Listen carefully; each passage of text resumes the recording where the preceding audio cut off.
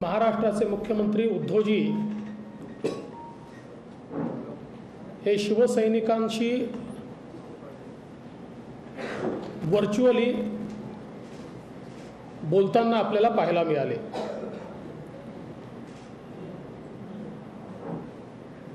सोयीचा इतिहास आणि सिलेक्टिव्ह विसर या दोन गोष्टी प्रामुख्याने त्यांच्या भाषणात पाहायला मिळाल्या। ते असं म्हणाले की 25 वर्ष आम्ही युतीत सडलो। खरं म्हणजे 2010 पर्यंत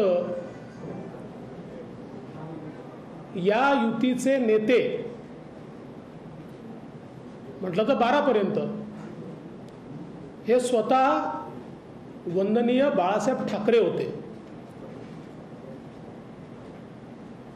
या युतीचा निर्णय त्यांनी केला होता आणि त्यांच्या हयातीत त्यांनी ही युती कायम ठेवली। याचा अर्थ बाळासाहेब ठाकरेंच्या निर्णयावर तुम्ही बोट दाखवत आहात का? भाजप सोबत शिवसेना सडत असताना बाळासाहेबांनी शिवसेनेला सडत ठेवलं असं तुमचं म्हणणं आहे का? असा सवाल आज आमच्या मनामध्ये येतोय। पण जे सिलेक्टिव्ह विसरण्याची पद्धत म्हटली जाते तेवढ्याकरता त्यांना आठवण करून देतो, तुमचा पक्ष जन्माला यायच्या आधी मुंबईमध्ये आमचा नगरसेवक होता, आमचे आमदार होते आणि 1984 साली लोकसभेची निवडणूक तुम्ही भाजपच्या चिन्हावर लढवली, शिवसेनेच्या नाही, भारतीय जनता पक्षाच्या चिन्हावर लोकसभेची निवडणूक ही शिवसेनेने लढवली। मनोहरपंत जोशी जे नंतर मुख्यमंत्री झाले ते भाजपच्या चिन्हावर त्या ठिकाणी निवडणूक लढले होते। आणि बघा काय परिस्थिती आहे, हे भाजप सोबत सडलो असं सांगतात, तर भाजप सोबत असताना हे पहिल्या क्रमांकाचे पक्ष झाले आणि भाजपला सोडल्यानंतर हे चौथ्या क्रमांकाचे पक्ष झाले, तर नेमके कोणासोबत सडले याचाही निर्णय त्यांनी केला पाहिजे। खरं म्हणजे माननीय मुख्यमंत्र्यांच्या प्रत्येक भाषणामध्ये तेच ते मुद्दे आहेत। कदाचित शिवसैनिकांना आता ते पाठ झालं असेल की ते काय बोलणार आहेत। आम्हाला हिंदुत्व शिकवू नका, राम जन्मभूमीचं आम्हीच त्या ठिकाणी होतो। कोण होते तुमचे? राम जन्मभूमीच्या आंदोलनामध्ये लाठा काठ्याने गोळ्या खाणारे आम्ही आहोत, तुम्ही तोंडाची वाफ दडवत होते। कोण होतं? या ठिकाणी खरं म्हणजे माझा सवाल आहे की राम जन्मभूमी बाबरी मशीद विषय सोडून द्या, ते मोदींनी करून दाखवलं। राम मंदिर मोदीजींच्या नेतृत्वात तयार होत आहे, पण तुम्ही साधा कल्याणचा दुर्गाडीचा प्रश्न नाही सोडवू शकले, श्रीमलंगडाचा प्रश्न नाही सोडवू शकले। कशा राम जन्मभूमीच्या गप्पा मारता? भाषणाच्या पलीकडे तुमचं हिंदुत्व काय? त्या प्रश्नावर इतके वर्ष खरं म्हणजे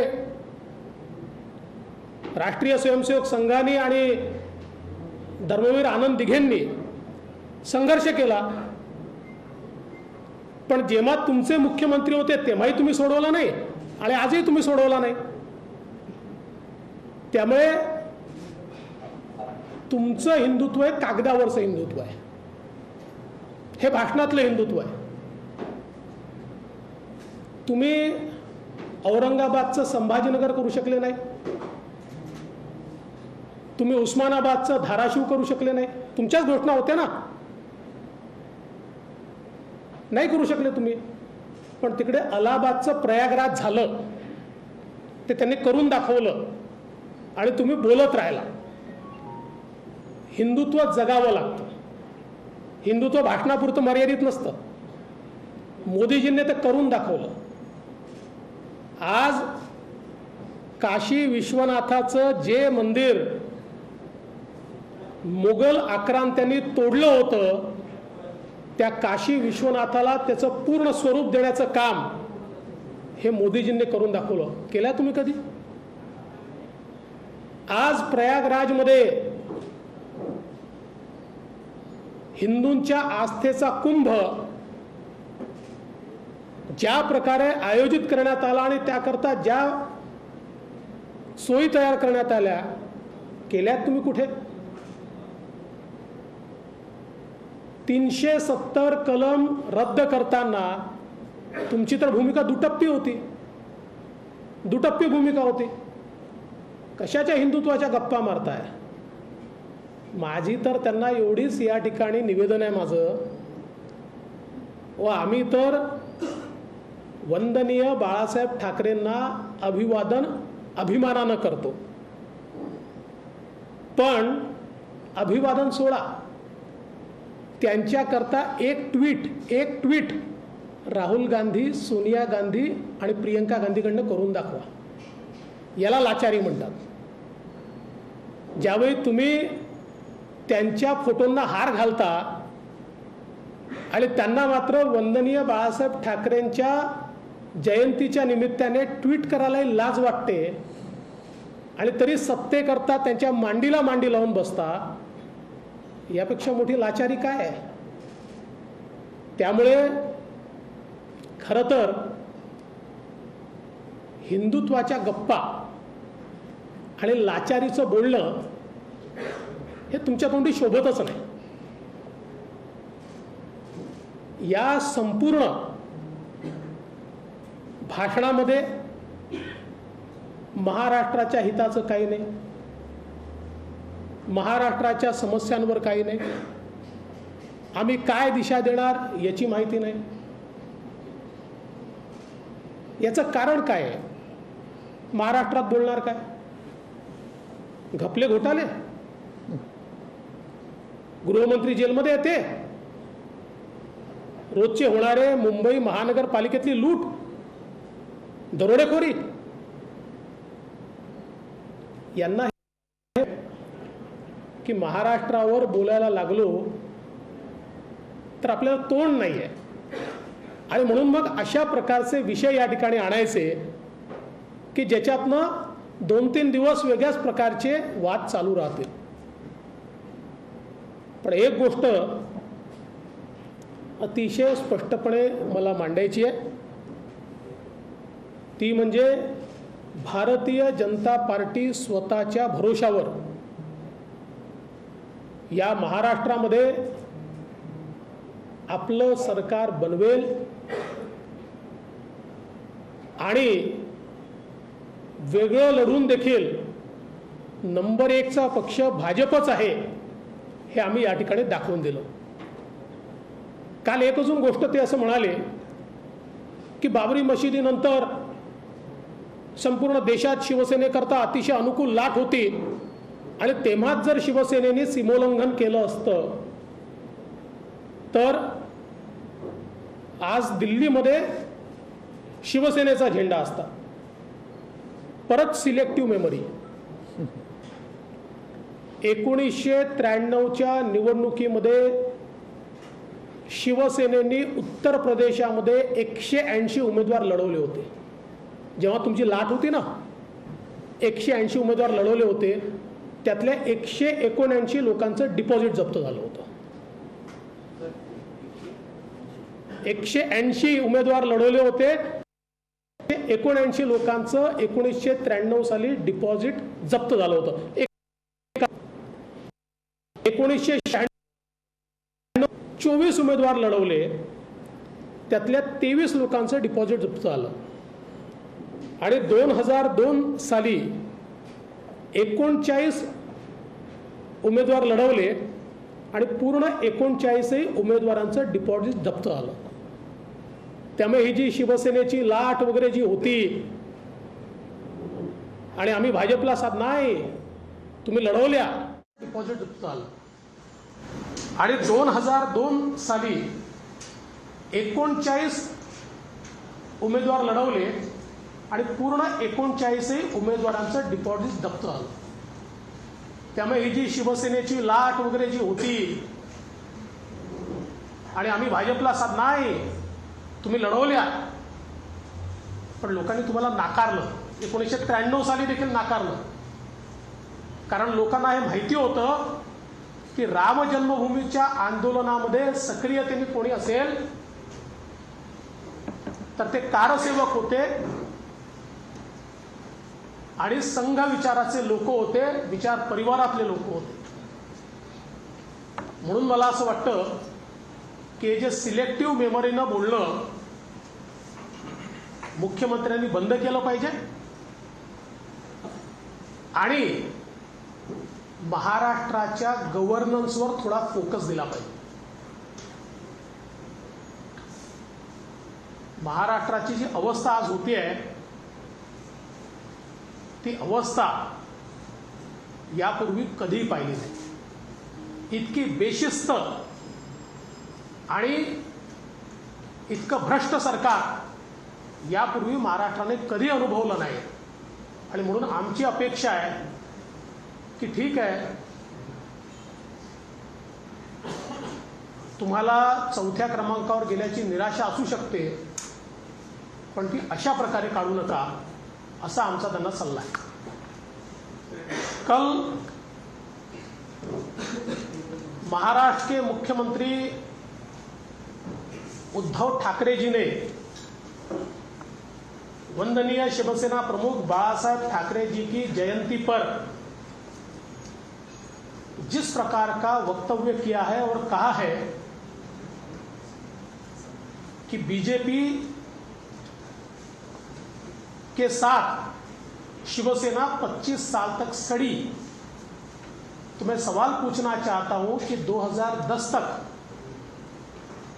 इस अलायंस के नेता बाळासाहेब ठाकरे जी थे और बाळासाहेब ठाकरे जी ने इस अलायंस को कायम रखा, तो क्या बाळासाहेब ठाकरे जी के कारण शिवसेना सड़ी?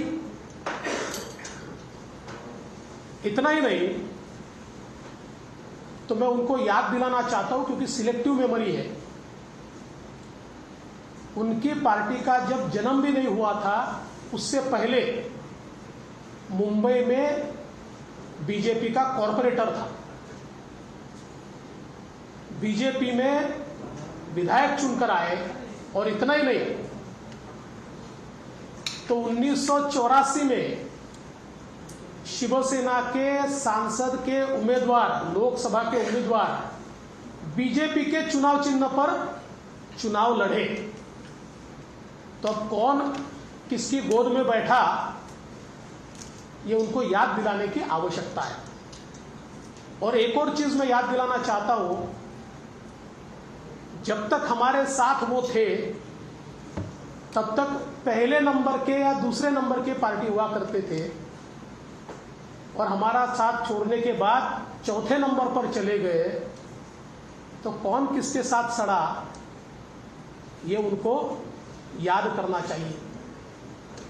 और जो हिंदुत्व की बात वो कहते हैं और कहते हैं राम मंदिर के आंदोलन को हमने किया, आप कहाँ थे? अरे लाठी गोली खाने वाले हम लोग हैं, हम. आप तो सिर्फ भाषण दे रहे थे. कौन से आंदोलन में आप थे? आप कहीं नहीं थे. अरे वो राम जन्मभूमि का आंदोलन छोड़ दीजिए, हमारे कल्याण में दुर्गाड़ी या श्री मलंगगढ़ का भी प्रश्न अभी तक आप छुड़ा नहीं पाए. क्या राम जन्मभूमि की बात करते रहे? मोदी जी ने छुड़ाकर दिखाया. आज राम जन्मभूमि पर प्रभु श्री राम जी का मंदिर बन रहा है. हिंदुत्व ये केवल बातों से नहीं होता. काशी विश्वनाथ में मुगलों ने काशी विश्वनाथ का जो स्वरूप बिगाड़ा था उसको पुनर्स्थापित करने का काम मोदी जी के राज में हुआ है। हिंदुत्व की बात करनी है तो इसकी ओर देखना पड़ेगा।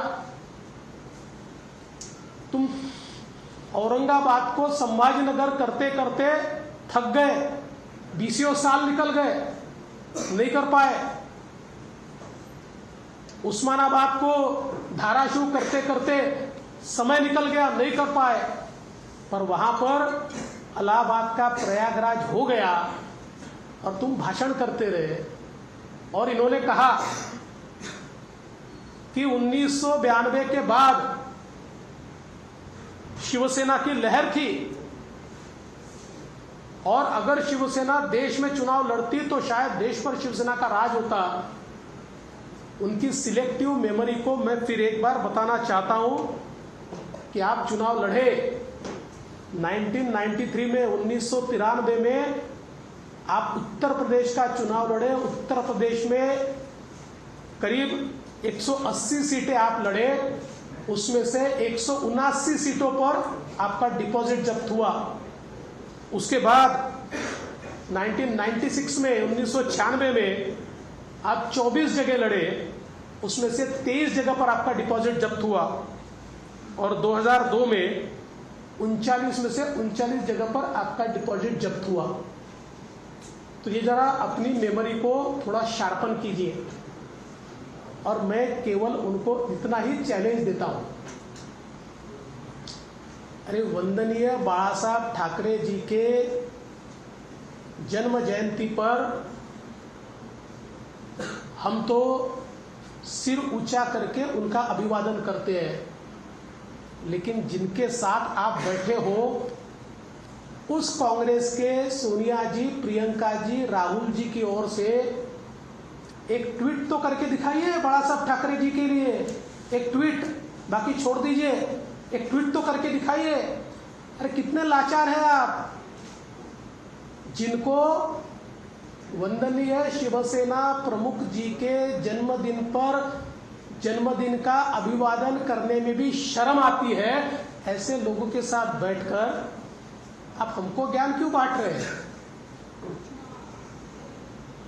कुल मिलाकर कल जिस प्रकार का भाषण मुख्यमंत्री जी ने दिया है, मुझे ऐसा लगता है कि कहीं ना कहीं मुख्यमंत्री जी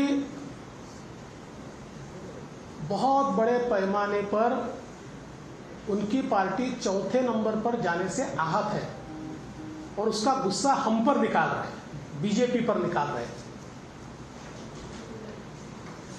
होना तो ये चाहिए था कि महाराष्ट्र के प्रश्नों पर वो बोलते, महाराष्ट्र की दिक्कतों पर वो बोलते। एक शब्द उसके ऊपर उन्होंने नहीं कहा, क्योंकि कहते भी कैसे, जिस प्रकार का करप्शन, जिस प्रकार की वसूली आज महाराष्ट्र में हो रही है, जिस प्रकार से मुंबई महानगर पालिका को लूटने का काम शिवसेना पार्टी कर रही है, ये सारी चीजें सामने आती, इसलिए उसको डाइवर्ट करने के लिए ये सारी बातें मुख्यमंत्री जी ने कही है। और मैं मुख्यमंत्री जी को इतना ही कहना चाहता हूं, आप बोलते रहिए, हम करके दिखाएंगे। देवेंद्र जी, हिंदुत्व को लेकर के जिस तरीके से कल उन्होंने कहा कि बीजेपी का हिंदुत्व नव हिंदुत्व है, नकली हिंदुत्व है, जबकि हमारा हिंदुत्व असली हिंदुत्व है। अरे भाई, इनके पैदा होने से पहले हम हिंदुत्ववादी थे। कह रहे हैं कि बीजेपी इस्तेमाल करती है और उसके बाद फेंक देती है, इस तरह का गंभीर आरोप जो बीजेपी पर उन्होंने लगाया है। देखिए, मैंने पहले ही कहा कि चौथे नंबर पर पार्टी चली गई, इसकी कुंठा है उनके मन में, वो कुंठा बाहर आ रही है।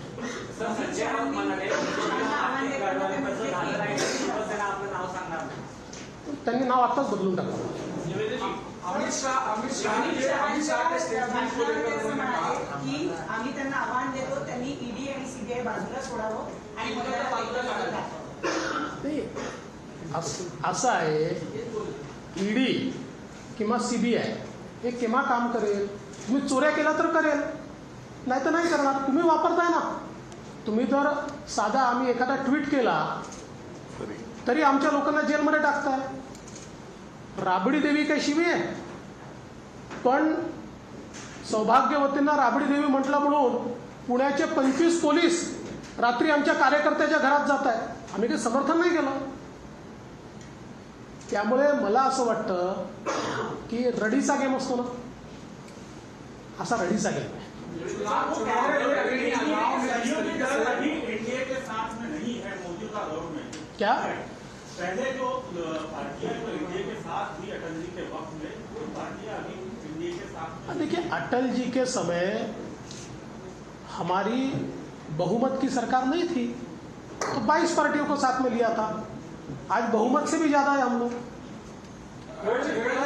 जिस तरीके से अमित शाह विरोधक पार्टी त्यांच्या भाजपचा विरोध करतात, त्यांना संपूर्णतः भाजप तर त्यामुळे आता कार्यकर्त्यांनी आव्हान केलं तुम्ही संस्थात्मक दृष्ट्या वाढा, आपण नगरपंचायतीमध्ये वाढलं पाहिजे, आता विस्तार केला पाहिजे पक्षाचा.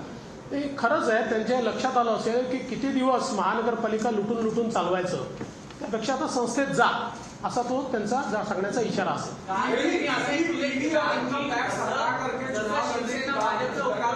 कल करते रहे, कहे कि ईडी और इनकम टैक्स हटाकर अमित शाह अकेले चुनाव लड़के बताएं तो फिर पता चलेगा. देखिए, ये सारी रोने वाली बातें. ईडी और इनकम टैक्स ये संस्थाएं अपना काम करती है. जहाँ चोरी होती है चोर को पकड़ने का उनका काम है.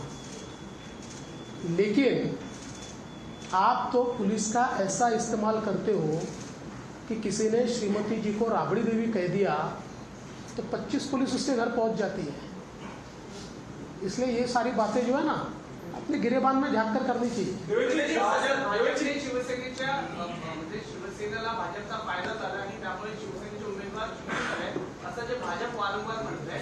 शरद उद्धव ठाकरे असं म्हणाले की काल माझा देखील फायदा त्यांनी घेतलाय, माझा देखील चेहरा त्यांनी वापरलेला आहे. हो, असं जानकर साहेबही म्हणाले होते आणि असं आमचे विनायक मेटे म्हणाले की त्यांचाही चेहरा वापरलाच. आम्ही सगळ्यांचा चेहरा, कारण सगळे युतीमध्ये होते तर सगळ्यांचेच फोटो त्या ठिकाणी होते. देवेंद्र जी, सवाल आपसे ये है कि बहुत सी चीजें अभी आपने क्रिटिसाइज की उद्धव ठाकरे के भाषण को लेकर, लेकिन कहीं ना कहीं उन्होंने आपकी सराहना भी की थी. उन्होंने ये स्पष्ट रूप से कहा था कि जिस प्रकार से हमारे अलायंस पार्टनर और अपोजिशन सीरियसली चुनाव लड़ते हैं, फिर वो बैंक का हो या किसी नगर पालिका का हो, हमें भी उसी सीरियसनेस से चुनाव लड़ना चाहिए. इसको हम कैसे रखते हैं? एक और दूसरा, कहीं ना कहीं उन्होंने कल अपने भाषण में ये भी कहा कि उन्होंने भी इतने सीरियसली चुनाव में ध्यान नहीं दिया था. हारने के बाद आदमी ऐसे ही कहता है, दूसरा क्या कहेगा कि हमने बहुत सीरियसली ध्यान दिया इसलिए हम हार गए. तो ऐसे ही कहेंगे हमने सीरियसली नहीं लिया. सत्ता का दुरुपयोग और पैसे का दुरुपयोग जितना शिवसेना ने किया है और ये तीनों पार्टियों ने किया है, मुझे तो चिंता इस बात की है कि महाराष्ट्र की राजनीति कहाँ जा रही है. ये चुनाव में हमने देखा है जिस प्रकार से सत्ता और पैसे का उपयोग महाराष्ट्र में शुरू हुआ है, मुझे लगता नहीं है कि महाराष्ट्र की राजनीति सही दिशा में जाएगी. अरे संजय राऊत, मी बोललो त्याच्यावर, म्हणून तर मी म्हटलं संजय राऊतांना नवीन नाव घ्यायला सांगून द्या आताच.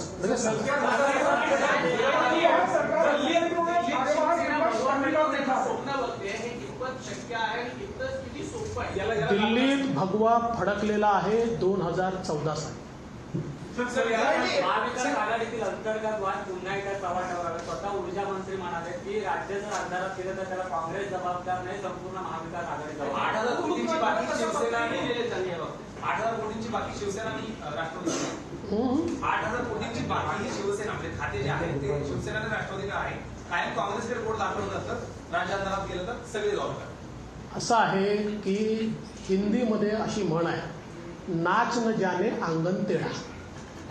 अशी अवस्था या सरकारची आहे. नाचता येईना अंगण वाकडे अशी अवस्था आहे. यांना सामान्य माणसाशी गरीबाशी काही घेणं देणं नाही आहे. जेवढा यांचा भ्रष्टाचार चालला ना तेवढा जरी थांबवला तरी वीज मंडळाचं डेफिसिट संपेल.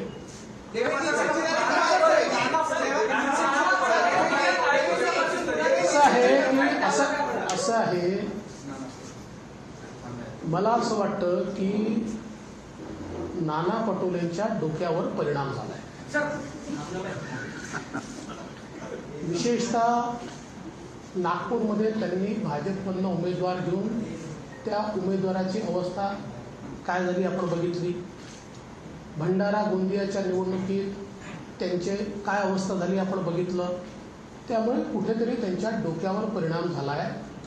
त्यांच्या पक्षाच्या नेतृत्वाला मी विनंती करीन, युवा नेते आहेत, त्यांना कुठल्या तरी चांगल्या डॉक्टरला दाखवा.